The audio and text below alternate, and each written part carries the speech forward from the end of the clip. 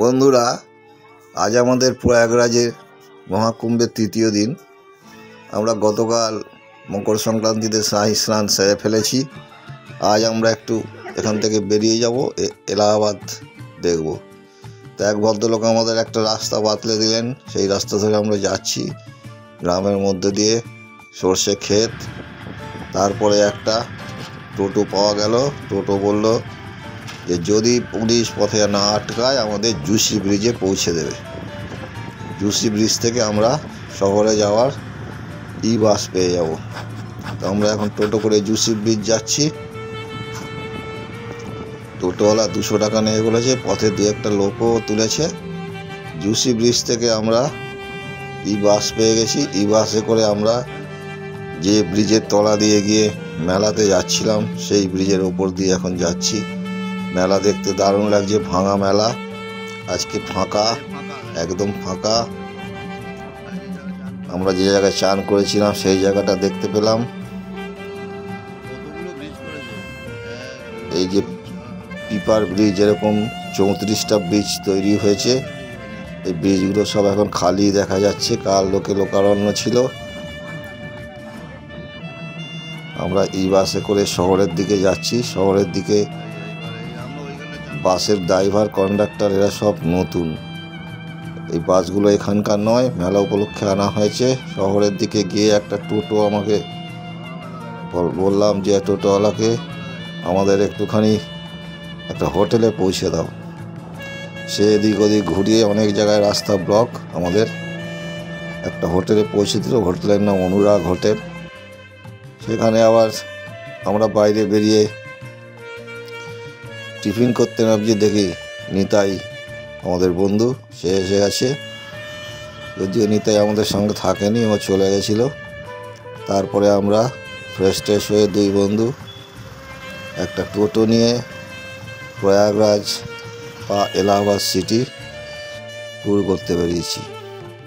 প্রথমেই আমাদের যেখানে নিয়ে এলো সেটা হলো ভরদ্বাজ মুনির মন্দির। ভরদ্বাজ মন্দির, এই সেই ভরদ্বাজ মন্দির। এই হলো যাজ্ঞবল্ক্যের গুহা।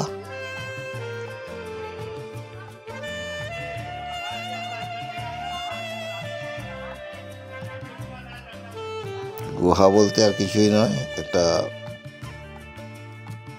সিঁড়ি দিয়ে একটুখানি পাতালের দিকে নামতে হয়, নিচের দিকে খুব বড় বড় ধাপ সিঁড়ির। সেখানে এরকম অনেকগুলো মূর্তি আছে, দুর্গা মাতা, কল্যাণী মাতা, নানা রকম মূর্তি রয়েছে। মূর্তি দেখে আবার উল্টো দিকে ওরকমই খাড়া সিঁড়ি বেয়ে ওপরে উঠে পড়তে হয়। এটাই যাজ্ঞবল্ক্যের গুহা লিখেছে। এই যে সিঁড়ি, খাড়াই সরু, এই সিঁড়ি দিয়ে ওপরে উঠতে হয়। আর সবাই বলছে যে যেখানেই ঠাকুর আছে, বলছে কিছু দিয়ে যান, কত জায়গায় আর দেওয়া যাবে।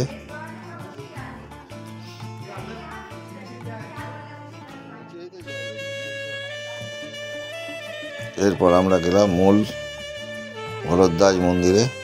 এই ভদ্রমহিলা আমাদের আসুন, এটাই ভরদ্বাজ মন্দির। এই কালো মূর্তি ভরদ্বাজের মন্দির, ভরদ্বাজের মূর্তি। এই ভরদ্বাজ হচ্ছে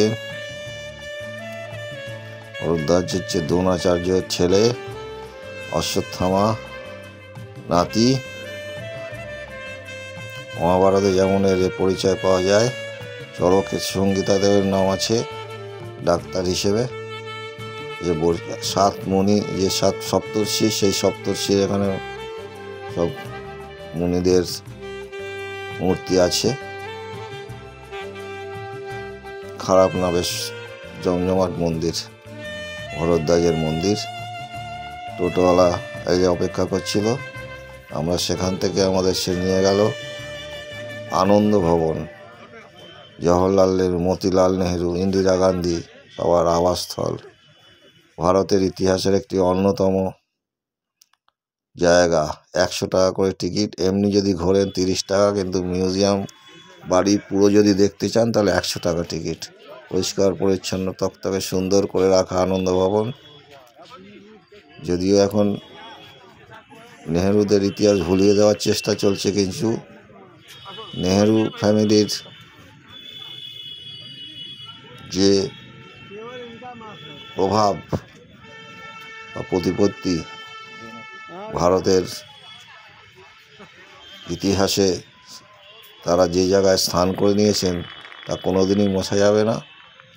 আনন্দ ভবনে সেই ইতিহাস একদম বিমূর্ত হয়ে আছে। আনন্দ ভবন এখন একটি মিউজিয়াম, একটা সংগ্রহশালা, খুব সুন্দর করে সাজানো। আমার তো ভীষণ ভালো লেগেছে আনন্দ ভবন। আমি মনে করি এলাহাবাদ গেলে বা প্রয়াগরাজ গেলে এটা অবশ্য দ্রষ্টব্য একটা জায়গা। 100 টাকা টিকিট, কিন্তু মন ভরে যাবে। কত কত ছবি, কত ইতিহাস। এইখানে নেহেরুর ভাষ্য রাখা হয়েছিল প্রয়াগ সঙ্গমে বিসর্জন দেওয়ার আগে। ফটো তোলা নিষেধ বলে লেখা আছে, কিন্তু সবাই ফটো তুলছে। এই যে নেহেরুর লেখা সব বই সাজানো রয়েছে, নানান কাটলারি।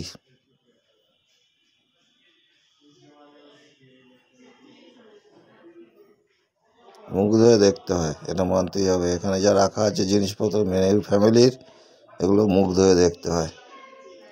এইখানে সব হাতে লেখা নেহেরুর লেখা চিঠি বা বালিকা ইন্দিরার অপটু হাতে লেখা নানান রকম লেখা, হ্যান্ড রাইটিং, রিটেন চিঠি এখানে সব রয়েছে। চরকা, এখানে সুতো কাটতেন। জহর কোটগুলো ঝোলানো রয়েছে, পোশাক আশাক। নেহেরুর একটি সুন্দর ছবি সারা ঘর জুড়ে।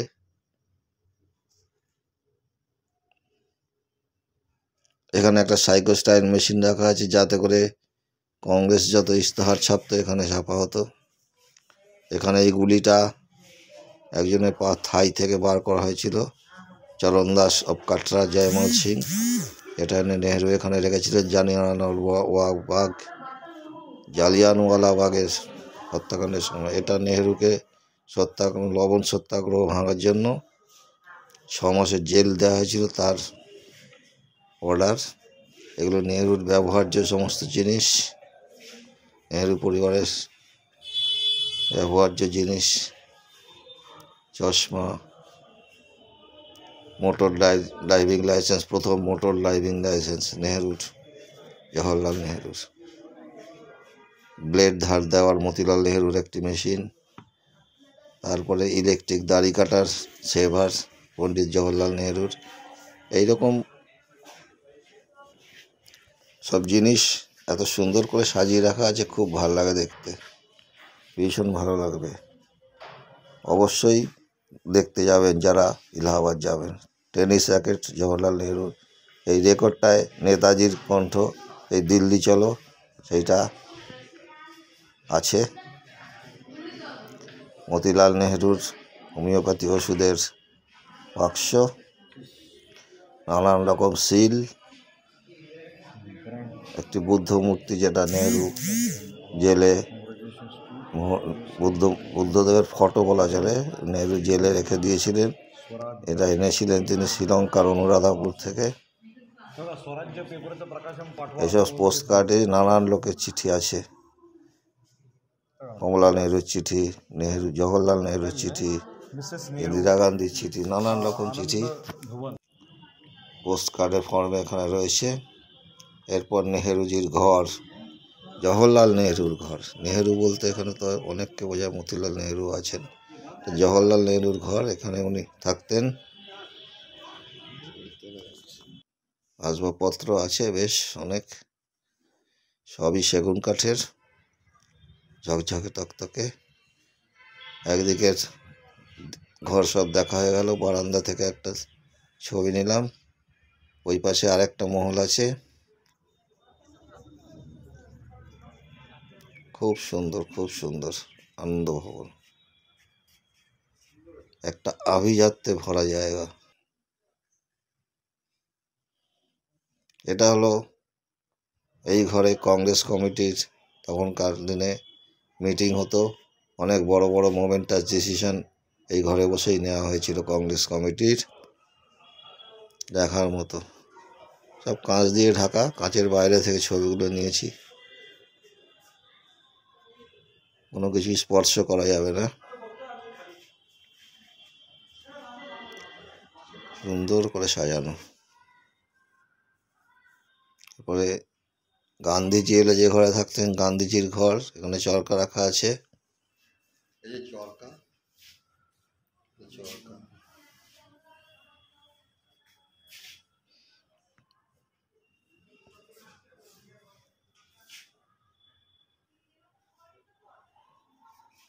অসীম তন্ময় হয়ে ছবি নিচ্ছে।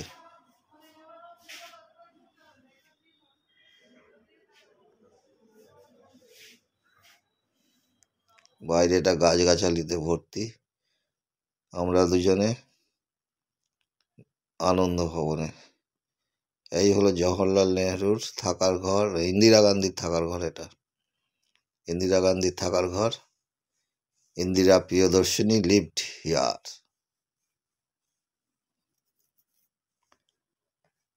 সাদামাটা বিরাট কিছু ঘর নয়, কিন্তু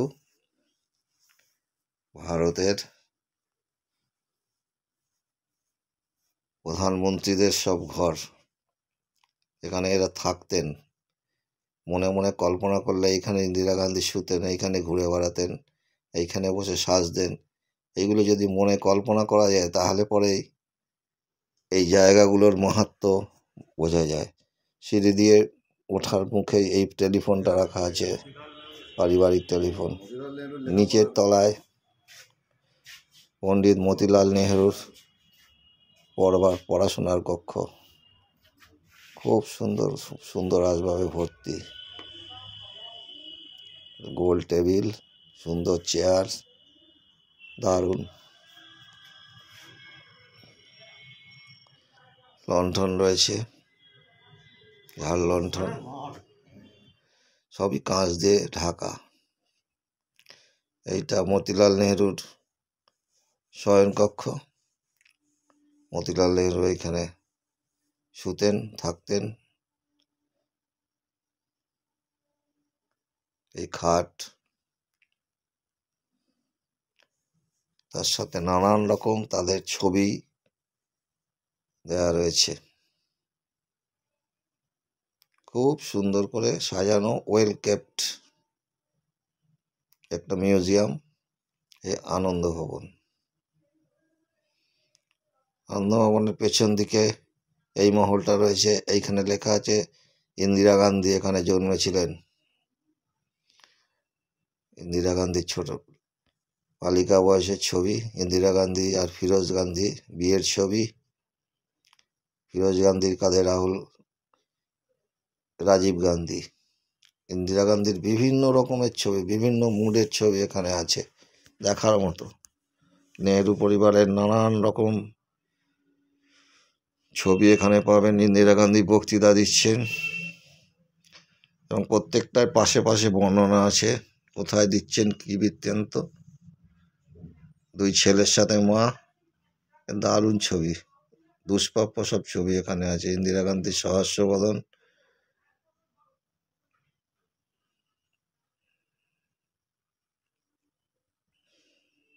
এই হলো, এই ভ্রমণে এলে গান্ধীজি আবার এখানে থাকতেন। ইন্দিরা গান্ধীর মহল। এটা হচ্ছে ডাইনিং ঘর, ডাইনিং খাবার ঘর, মেয়েদের খাবার ঘর। এটার নাম হচ্ছে স্বরাজ্য ভবন। এখন সংগ্রহশালা, পুরোটা ইন্দিরা গান্ধীর ওপরই রয়েছে। এই ছবিটার তলায় লেখা আছে, যখন ইন্দিরা গান্ধী হলো, বাড়িতে খুব কন্যা সন্তান হয়, সবার মধ্যে মন খারাপ। কিন্তু মতিলাল নেহরু বলেছিল যে এই মেয়ে একদিন 100 পোতার থেকে বড় হবে। সে কথা অক্ষরে অক্ষরে ফলে গিয়েছিল। উনি পরবর্তীকালে ভারতের প্রধানমন্ত্রী হয়েছিলেন এবং খুব সফল প্রধানমন্ত্রী। নেহরু পরিবারের বিভিন্ন লোকের, বিভিন্ন জনের ছবি এখানে মুহূর্ত হয়ে আছে নেহেরু পরিবারের ইতিহাস। ইমপ্রিজনমেন্ট, কে কত জেল খেটেছে, কত দিন, কত মিনিট, কবে থেকে, পুরো এখানে বিবৃত করা আছে। আনন্দ ভবন হচ্ছে, একে বাদ দিলে ভারতের ইতিহাস আধুরা থেকে যাবে। খুব ওয়েল কেপ্ট একটা মিউজিয়াম। অবশ্যই অবশ্যই কেউ এলাহাবাদে এলে আনন্দ ভবন দেখবেনই। পিতা और माता के साथ।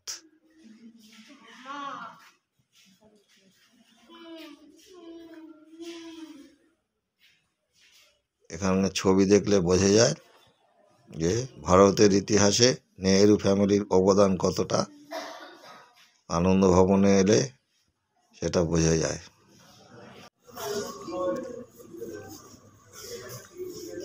প্রিয়দর্শিনী ইন্দিরা গান্ধীর বিভিন্ন মুডের, বিভিন্ন বয়সের ছবি এখানে রাখা রয়েছে। এই হলো বাইরে থেকে আনন্দ ভবন, খুব সুন্দর একটা ভবন। এই শুকনো গাছটা চোখ টানলো, তাই একটা ছবি তুললাম। আর আছে একটা তারামণ্ডল প্ল্যানেটোরিয়াম চালু আছে। 30 মিনিটের শো হয়, 70 টাকা টিকিট। তারপর আমরা আনন্দ ভবন থেকে বেরিয়ে এলাম চন্দ্রশেখর আজাদ পার্কে। এখানে ঢুকতে গেলে 5 টাকা লাগে, খালি পার্কে যদি ঘুরে বেড়ান 5 টাকা। চন্দ্রশেখর আজাদ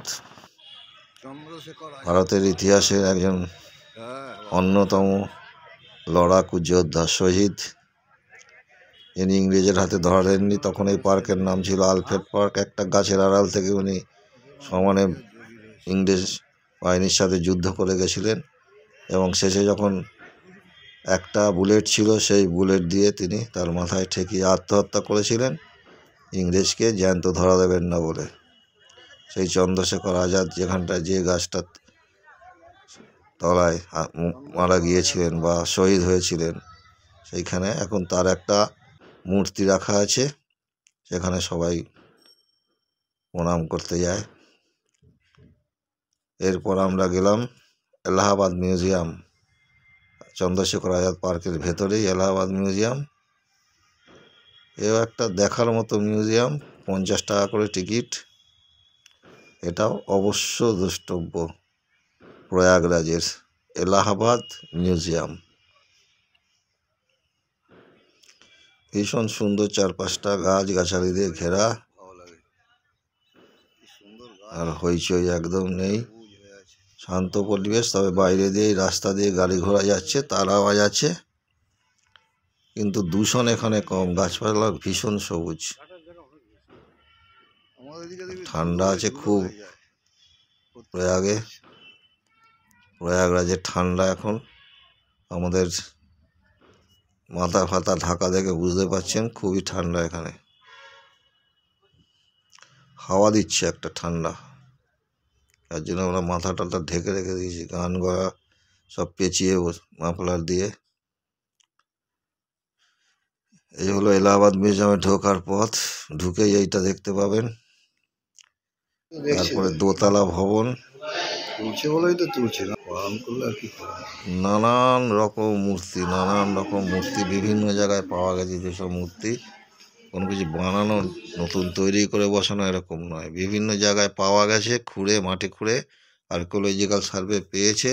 সেই সব জিনিস এখানে সুন্দর করে সাজিয়ে রাখা আছে।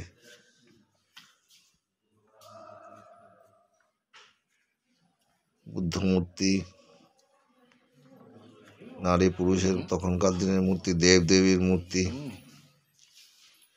বেশিরভাগই পাথরের মূর্তি। বিভিন্ন জায়গায় পাওয়া গেছে, কোথায় পাওয়া গেছে সব লেখা আছে। এও দেখার মতো মিউজিয়াম। প্রয়াগরাজে এলে এটাও অবশ্য দ্রষ্টব্য জায়গা। 50 টাকা টিকিট। চন্দ্রশেখর আজাদ পার্কের ভেতরেই দেখার মতো ছবি। এইখানটা হচ্ছে টেরাকোটা আর্ট গ্যালারি, সমস্ত টেরাকোটার জিনিস এইখানে। Terracotta art gallery, varieties. দেখলে চোখ জুড়িয়ে যাবে, একথা গ্যারান্টি। একঘেয়েও লাগবে না। এগুলো সব মহেঞ্জোদারো, হরপ্পা মহেঞ্জোদারো থেকে পাওয়া জিনিস। মহেঞ্জোদারোর মাটির তলা থেকে আর্কিওলজিক্যাল সার্ভে যেসব জিনিস পেয়েছিল সেখানে সুন্দর করে সাজিয়ে রাখা আছে। সব মহেঞ্জোদারো থেকে প্রাপ্ত নানান রকম মূর্তি।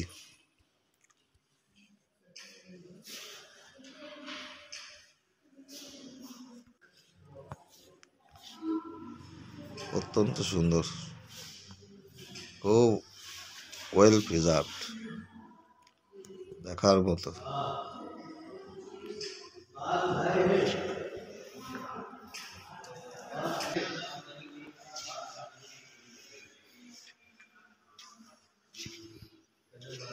সব টেরাকোটার জিনিস এবং মহেঞ্জোদারো থেকে পাওয়া গেছে। নানান রকমের মূর্তি, নানান রকমের মুখ, দেব দেবী থেকে শুরু করে মহিলা পুরুষ সব রকমের মূর্তি যা মহেঞ্জোদারো থেকে পাওয়া গেছে টেরাকোটার, এখানে সুন্দরভাবে সজ্জিত আছে।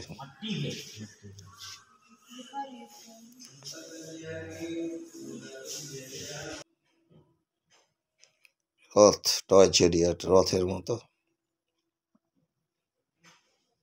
খুব সুন্দর কারুকার্য প্রত্যেকটা মূর্তির মধ্যে। বুদ্ধদেব, এটা একটা বরাহ, গায়ে সুন্দর কাজ। এটা হচ্ছে হাতির চোয়াল ফসিল হয়ে রয়েছে। এগুলো হচ্ছে আনাজ রাখার জায়গা। মেয়েদের হাতের বালা সব মহেঞ্জোদারো থেকে পাওয়া গেছে। দেখলে খুব ভালো লাগে। মৃৎপাত্র, ছোট ছোট ঘটি, অনেকটা ভেঙে গেছে, ভাঙা অবস্থায় পাওয়া গেছে, সেইভাবেই রাখা আছে। মানে মহেঞ্জোদারো সভ্যতা কতটা, সিন্ধু সভ্যতা উন্নত ছিল। আমরা এখন যেরকম ধরনের ঘটি টটি মাটির ব্যবহার করি, এই যে ঢাকনা ঘটির, একবারে সেই রকমের কত আধুনিক তারা ছিল। সিন্ধু সভ্যতা কত আধুনিক ছিল, এই জায়গাটায় এই সব জিনিসপত্র দেখলে বোঝা যায়। বাইরে একটা নাগার কাঠের মূর্তি আছে, নাগা যোদ্ধার। এলাহাবাদ মিউজিয়াম দেখা শেষ করে আমরা এলাম প্রয়াগরাজ মন্দির নগরী। অনেক মন্দির আছে, তার আরেকটা মন্দিরে নিয়ে এলো, এটা হনুমান মন্দির। খুব জাগ্রত মন্দির, প্রচুর লোক এখানে আসে। হনুমান মন্দিরের ভেতরে এরকম অন্যান্য দেবদেবীর মূর্তিও আছে। এইরকম এক গাদা লাইন দিয়ে শিবলিঙ্গ রাখা আছে সাদা রঙের। এই হলো হনুমানজির, আসল হনুমানজির মন্দির, সেই হনুমানজি। এটা বাইরে একটা চত্বর গোল করে। এই হলো হনুমানজির মূল মন্দির। এখানে শিবলিঙ্গগুলো আছে এই মন্দিরের মধ্যে।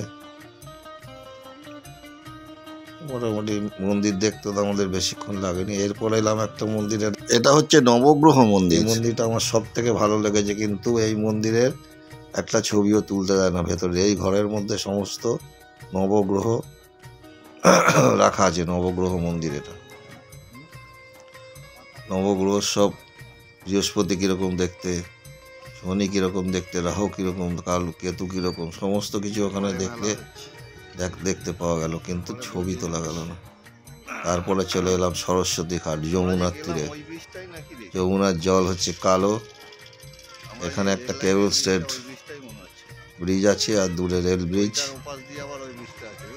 এইখানে দুটো অল্প বয়সী মেয়ে গরম গরম পোহা আর আলু পরোটা বিক্রি করছিল। 20 টাকা করে আলু পরোটা, আমরা একটা করে খেলাম। খিদে ভালোই পাচ্ছিল।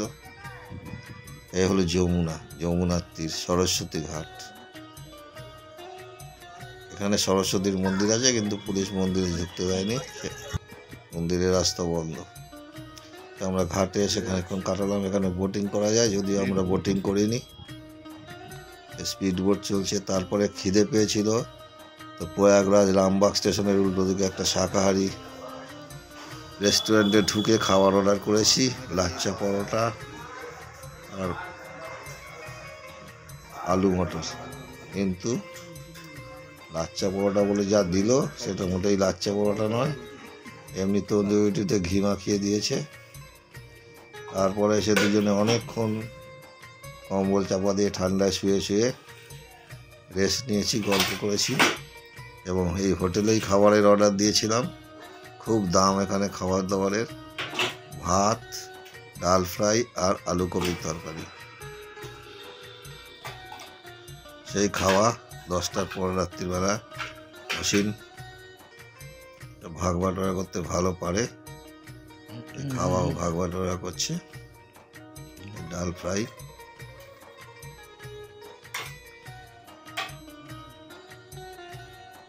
এই খাওয়া দাওয়া করে আমরা এলাহাবাদ ঘোরার কথা আলোচনা করতে করতে আমরা শুয়ে পড়েছি, ঘুমিয়ে পড়েছি। পরের দিন আমাদের ফেরার টিকিট, বিকেল 4:45 ট্রেন। তার আগে আবার আমরা আরেকটুখানি এলাহাবাদ ঘুরে নেব, ঘুরে স্টেশনে যাব এরকম প্ল্যান করেছি। এই যে ফুলকপির তরকারি, আলু ফুলকপির তরকারি ঢালছে এখন অসীম।